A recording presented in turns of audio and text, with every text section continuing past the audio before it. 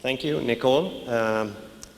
That was absolutely correct. But as from mid-September, I work for this company, Ekman and Company, which is a trading house in Sweden. And it deals or trades with forest products globally. And since some years back, they have now a bioenergy division, and I'm part of that division. So we do trade with biomass globally. We also have an equipment engineering division, which can provide turnkey plants for pellets production, or even district heating plants and combined heat and power plants. So this is the title of my presentation. And I've noticed in the program, I'm the only European speaker, so a lot of responsibility is on my shoulders today. So.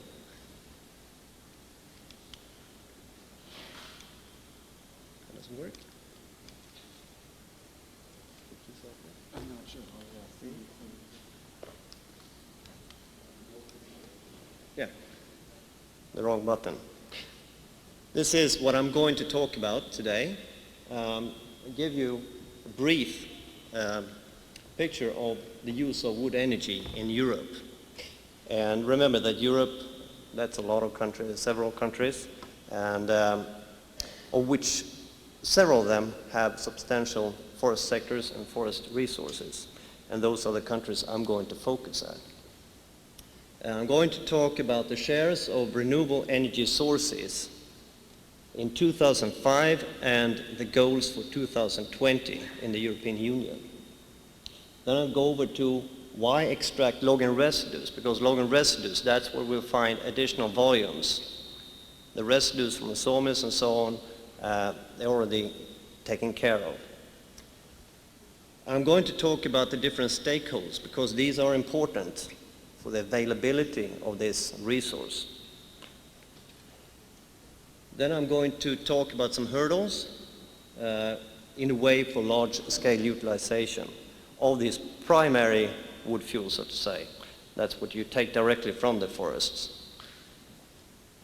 Then I'm going over to talk about cost drivers, which affect economic availability.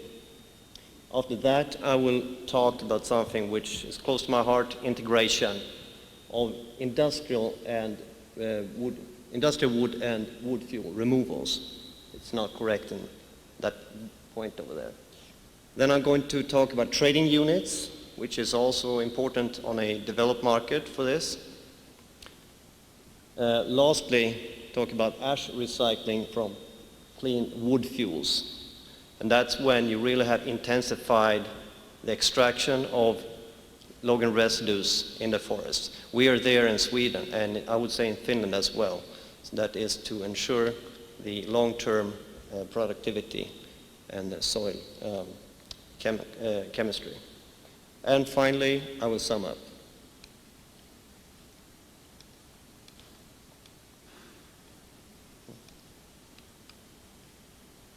Here, use of wood energy in Europe. And these are figures from the FAO, UNECE, which is an international agency. And what we can see in this picture, here we have countries with substantial forest resources, is that the use differs from country to country. We have three categories of wood fuels here. We have what they call direct sources, and that is what we take directly from the forests. We have indirect, and these are the residues from the wood processing industries. And finally, we have recovered wood, and that is what's taken care of when you tear down houses. That could be pallets used for transportation of goods, etc. And if we look at this picture, we see France has the largest use of wood fuels in Europe. But we see here also that a lot of this is direct wood fuels, comes direct from the forest. And in the next slide, I'll tell you why it looks like this. In Sweden, we also use a lot of wood fuels. as well as in Finland. Germany as well, Austria, despite its size, it has a substantial forest resource and a large sawmill industry.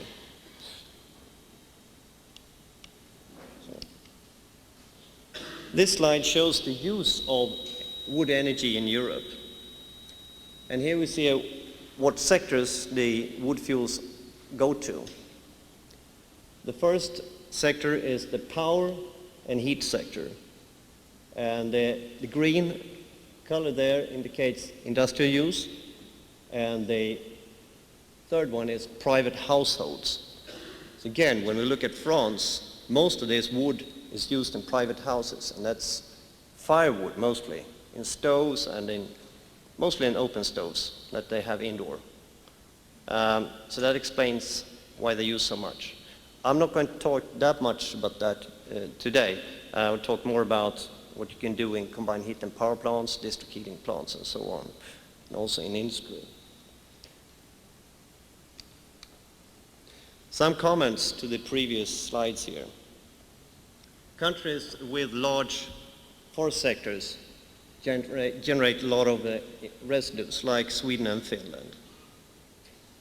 In forested countries with relatively small forest sectors, the use of traditional firewood is very large. France is a good example of that. But primary wood fuels also include logging residues and roundwood that has low industrial value. Such wood biomass is used to a very large extent in Sweden and Finland. The third point, in Sweden and Finland, district heating and combined heat and power constitute a large portion of the use of wood biomass in all segments, from 500 kilowatt up to more than 300 megawatt thermal. I'm a little bit diffuse when I talk about the upper limit here, because in Finland there is one huge boiler, 600 megawatt thermal. It's situated by a pulp and paper mill. And this largest one in Sweden is about 300. In Central Europe, there are many small district heating and combined heat and power plants. Pellets, finally. Pellets is used a lot in the residential sector in Sweden, Germany, Austria, Denmark. But it's also used to a large extent by co-firing plants in the Netherlands and in the UK, as well as Belgium, but Belgium was not in the previous pictures. This is a horrible picture, but you can look at it afterwards, because I think these presentations will be on the internet later on. What it shows is that the share of private land is very high in most European countries. It's different to here in Canada, where most land is crown land. We have a lot of crown land in Sweden. It's about 1/4 is crown land. Then we have the church. We also have municipalities, their own land, so we can talk about public land. But a lot of forests are owned by private people. And that's something to take into consideration when we talk about extraction and availability. In Central Europe, I would say that many of these woodlots are very small, and that's a hurdle for the extraction and availability. Another thing we can see in this picture, I've seen it, you can't see it because it's too small, but as has been mentioned here for Ontario, the net annual increment is larger than the gross fellings, and that applies to most European countries. And when you look at Central Europe, a lot of this accumulation of wood from year to year takes place in old forests, very much on private land. And it's a question if it's accessible or not. Another thing is this an opportunity for wood fuel extraction, more wood fuel extraction, or should be regarded as a carbon sink? And here there are different views in Europe. In Sweden, we think it should be used. Make sure we have viable forests where we continuously harvest. Make sure that they're growing all the time. In Germany, for instance, there are talks about that, as a lot of wood is accumulated from year to year, that's regarded as a carbon sink. And most of that wood is found on private land. So they can't force the forest owners to harvest. I have doubts about the latter principle, the risks involved with it. For instance, we have had some very severe storms coming over Europe. What do you do with that accumulated wood when it suddenly blows down? It's a risk to build up a lot of old growth. I would like to stress that. You could also have forest fires. We are not there yet in Sweden. You have it in the US and here in Canada too, I think. We fear that that will come with a dry climate. These are the shares of renewable energy sources in 2005 and the targets for 2020. And you can see Sweden there has the highest portion today and will have the highest portion in 2020. We're not afraid of these goals. We'll make it. We think it's good. It will create more jobs, more business, and so on. Others think it's a threat. Also, there are fiscal constraints. We have United Kingdom to the very left. They use very little renewable energy sources today. So you can see the bar for 2005 is very little. But you will see they will go up to around 16% by year 2020. In absolute terms, that's a lot. And they don't have that much forest resources. They probably have to import a lot of biomass. And the situation is similar to other countries. Another thing is that in many other European countries than Sweden, they look at the agro biomass resources.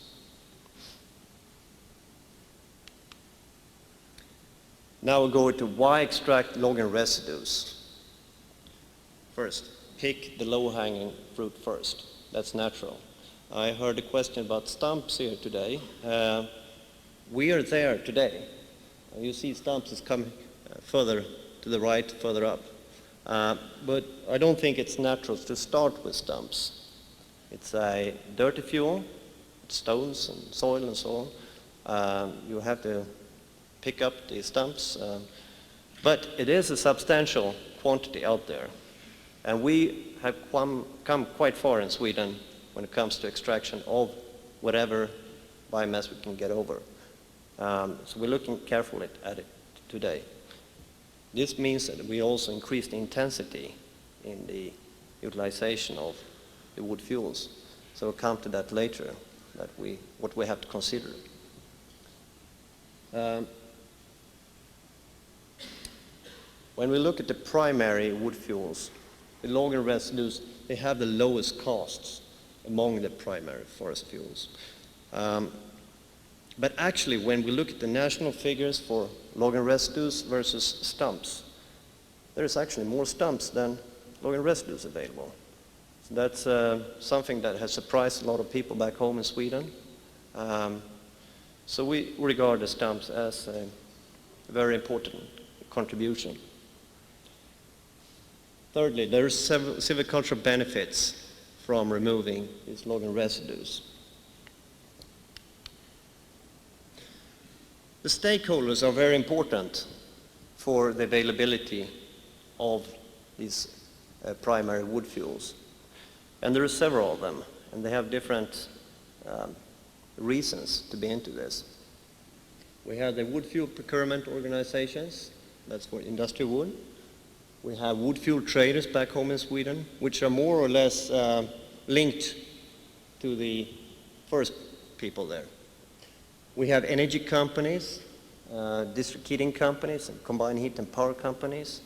They're often municipally owned, but there are also many examples of privately owned such utilities by large companies in some cases smaller companies.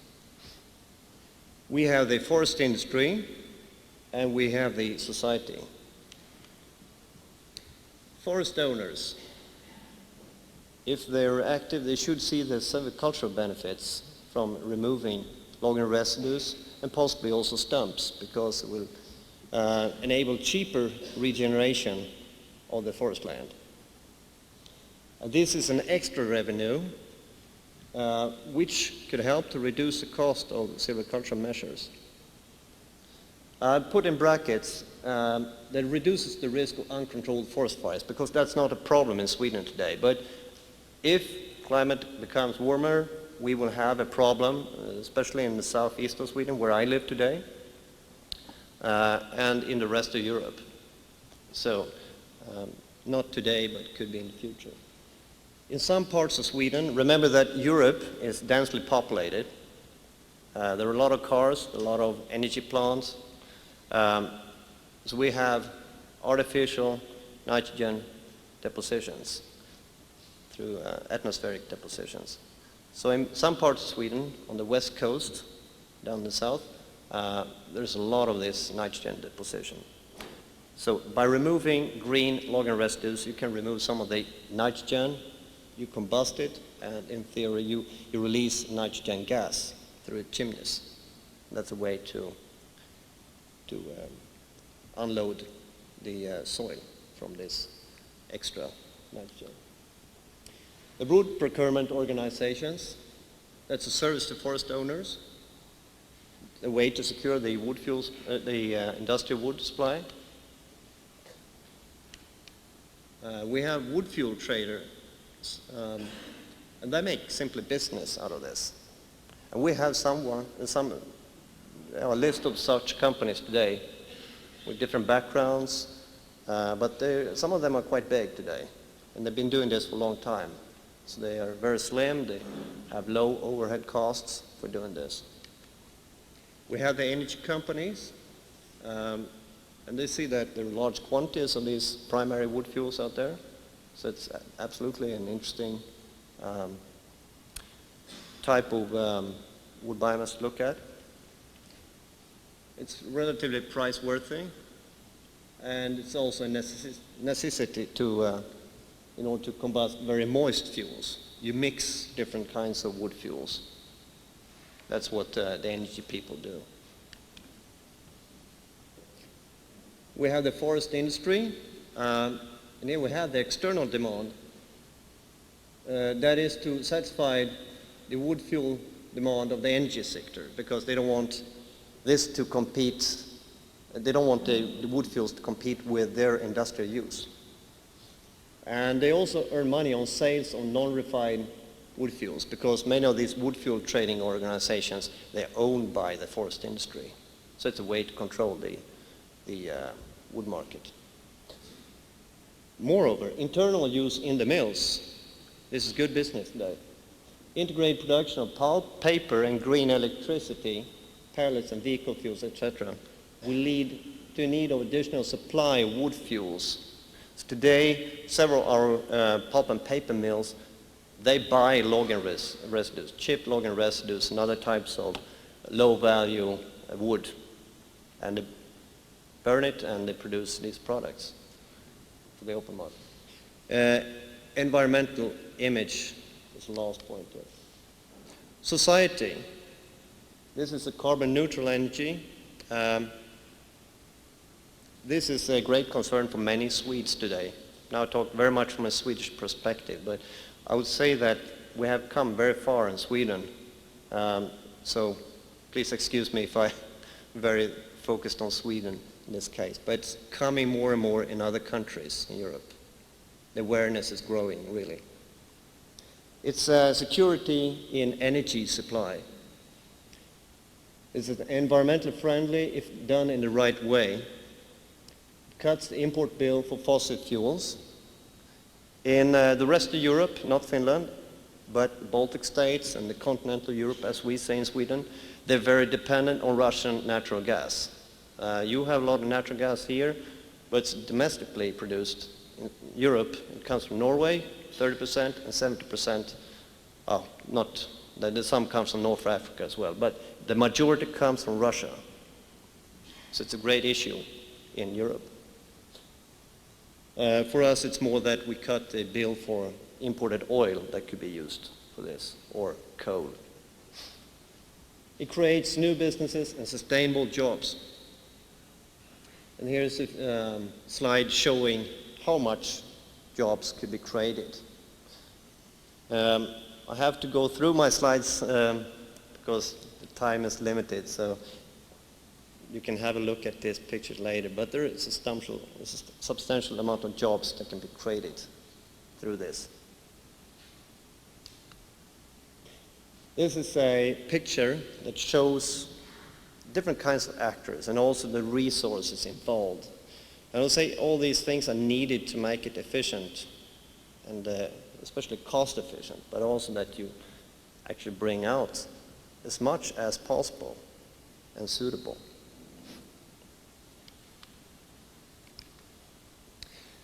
Hurdles in the way for large-scale utilization. Now I'm back to Europe, partly back to Sweden. There's a fragmented forest owner structure in many countries. And various owner categories, they have different objectives. You know, some are not interested in doing logging on their properties. Maybe they have less than a hectare, so it's really something they own but they don't care very much about. This is definitely a hurdle in Germany. It's definitely a hurdle in Czech Republic, where my wife is from. I'm very familiar with the conditions there. Yeah, there's a lot of wood, but is it available? As I said, many of these small lots are small. There are environmental constraints. We should not just do this without thinking what we're doing. We should use scientific knowledge when we apply this in large scale. Third point, low degree of mechanization and implementation of IT is another hurdle, because you can make this efficient if you do it in a professional way, in a modern way. IT may sound like a cliche, but it's very important, because in Sweden and Finland we keep track of almost every cubic meter as from it is harvested until it is delivered somewhere. So all along the supply chain, these cubic meters are reported to, central computer somewhere in Sweden, where it's all processed and it's all under control. Fourth point, little or no integration between industrial logging and wood fuel utilization. Again, down in Europe, we have the traders that are totally disintegrated with those who do the industrial logging. We have conflicts of interests, that's for instance between the forest sector and the environmentalists. Cost drivers which affect the economic availability. Small clear cuts. Clear cuts could be very small in Europe. In Sweden, we say that it's not recommended to make clear cuts larger than 10 hectares today. I would say that's a large clear cut in South Sweden. So let's say our clear cuts down there in South Sweden where I live could be between 1 hectare up to 4 hectares. That's very common. Selective cutting instead of clear cuts. We do mostly clear cuts in Sweden, or it should be called regeneration cutting because it sounds nicer. So I'd use the word clear cut, not to cause confusion here. Steep terrain. We don't have so much of that, but that's absolutely hindering many parts of Europe. Low forest road density and road standard. It's quite good in Sweden and Finland. Also, I would say in the Baltic states. It's not so good in other countries. So that's a hurdle. The fifth point here, short trucks. In Sweden and Finland, we have long trucks, they're 24 meters long. The total weight could be up to 60 tons. So that means a payload more than 40 tons. Could be up to 44 tons if there's no crane on these trucks. In the rest of Europe, the vehicles are allowed to be 18 meters long and load up to 40 tons total. So it's more expensive to transport something down in Europe. We also have limitations in delivery times at the energy plants. So if the energy plants could be flexible and they're not situated right where people live, that's good. This is a picture, it's close to my heart because I've been working with this throughout my whole career. Integration of industrial wood and wood fuel removals. It's wrong in the title up there. But it's about that from the very beginning you plan for both types of removals. So everyone involved should talk to each other, or at least there should be communication, or someone should take a grip of the whole situation here, whole supply. So there are large synergies to be found between the wood fuel extraction, the lumber supply, and the silvicultural management could also be added. Add that from the beginning because that will lower the cost of that at the end. This is an example of no integration between roundwood harvest and removal of logging residues. It's from country in continental Europe. And there's nothing wrong with the machine. What's wrong is that there was no integration. So this guy was there to pick up these logging residues and to bundle them. This is type of system which we see in Europe. I think some of you may be familiar with it here. Never mind. These logging residues were just spread out after logging. The guy who did the harvesting did not have the recovery of logging residues in the mind at all. So it's an absolute mess here. This machine cuts off these bundles with a large sword with a chain on it. And he had just cut into stone when I arrived here. So that should not happen. It's because he had to take the grapple down into the ground. So it's the bad example. Trading units. Energy companies pay for the megawatt hour or gigajoule, whatever you prefer. BTU is probably used in the US. I'm not sure what you use here in Canada. But in energy units, it should be traded. However, it's not so easy in practice. Payments to logging entrepreneurs could be in megawatt hours. That's tested in Finland, and they think it works fine. We have more varieties in Sweden. But the ultimate goal should be megawatt hours. Payments to truckers. I think this is the worst because they pay by weight in Sweden. So maybe they should be an exception. Forest owners, this is what you see today. Ton, that's one type of trading unit, megawatt hour, or loose cubic meters. I would say go over to megawatt hour, and the forest owners should require to get a good declaration of how much was removed from their property. There is more to ask for there, I think, when it comes to the trade. But that's an active forest owner should ask for that, really. Declare really how much was removed.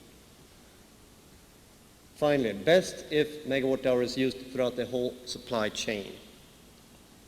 And in Finland, the northwestern part of Finland, they practice this and it works, they say. Finally, ash recycling from clean wood fuels. As I mentioned, when you come to stage when you remove logging residues and a high portion of the logging residues out there on a clear cut, you remove the stumps, you should recycle the ash. You have really intensified the extraction. Yeah. So, do ash recycling. Sum up. The prerequisites for substantial utilization of wood fuels vary a lot in Europe as well as the energy sectors do. Utilization of primary wood fuels have many benefits.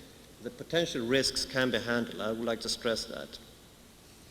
Cost can be cut substantially. The value and extraction rates can be increased by integrating supply of industrial wood with supply wood fuels. Trade in megawatt hours is preferred. Finally, ash recycling should be introduced when this has come to a stage where it's very intense. Thank you.